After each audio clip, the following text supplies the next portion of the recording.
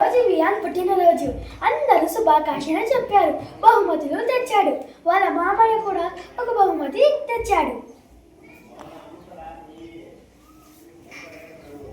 ఇదిగో వియాన్, నీకు ఒక ప్రత్యేకమైన బహుమతి. ఏంటి మామయ్య?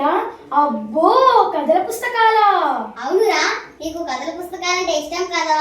నీవు కూడా పుస్తకాలు చదివి గొప్పవాడి కావాలని. పుస్తకాలు చదివితే గొప్పవాళ్ళు అవుతారా మామయ్య?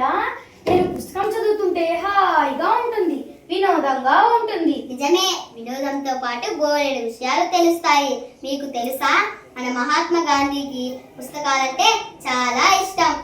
తన ఆలోచనలు పుస్తకాలే ప్రభావితం చేశాయని ఆయన చెప్పేవారు.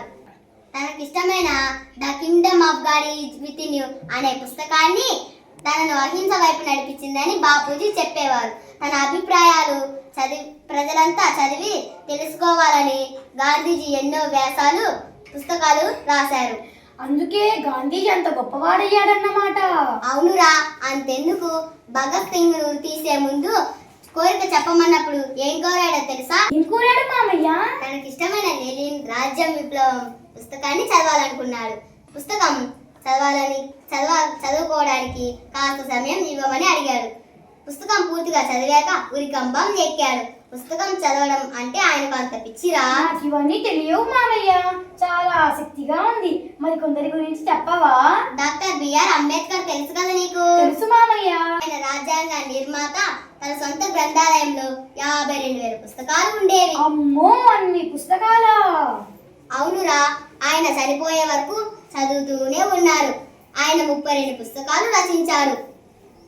రాత్రి 2 గంటల వరకు చదువుతూనే ఉంటారు. ఇంకోటి తెలుసా, ఆయన అందరికన్నా ముందు గ్రంథాలయంలోకి వెళ్ళి ఆఖరున బయటికి వచ్చేవారు. మా పాఠశాలలో కూడా గ్రంథాలయం ఉంది మామయ్య. నేను మా స్నేహితులందరము వెళతాము. పుస్తకం చదవాలంటే నాకు చాలా ఇష్టం. అది మంచి అలవాటురా. సరోజిని నాయుడు తెలుసు కదా? తెలుసు మామయ్య. మీలాగే పుస్తకాలంటే ఆమెకు బోలెడు ఇష్టమట.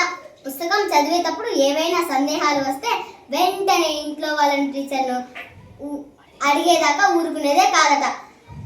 ఆమె 13 ఏళ్లకే సరోవర రాణి అనే పుస్తకాన్ని రాసి అందరితో శబాష్ అనిపించుకున్నదా. మా శ్రీను కూడా అంతే మామయ్య. పుస్తకాలు చదివినంతసేపు ఇదేంటి అదేంటి అని ప్రశ్నలు అడుగుతూనే ఉంటాడు. అది అలా అడిగి తెలుసుకోవడమే మంచి అలవాటురా. అలా మెల్లమెల్లగా చదవడం ఒక అలవాటుగా మారుతుంది. మన మాజీ రాష్ట్రపతి డాక్టర్ అబ్దుల్ కలాం తెలుసు కదా? తెలుసు మామయ్య. పుస్తకాల మనకు శాశ్వత స్నేహితులు అంటారు ఆయన.